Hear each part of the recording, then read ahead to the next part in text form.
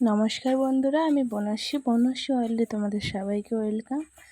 আর আজকে তোমাদের দেখাবো অনুরাগের ছোঁয়ার শুটিং। তো চলো দেখো কেমন হচ্ছে কলকাতায় অনুরাগের ছোঁয়ার শুটিং। আশা করছি তোমরা সবাই ভালোবাসো অনুরাগের ছোঁয়া দেখতে। আমি তো খুব ভালোই বাসি। তো চলো দেখতে থাকো অনুরাগের ছোঁয়ার শুটিং।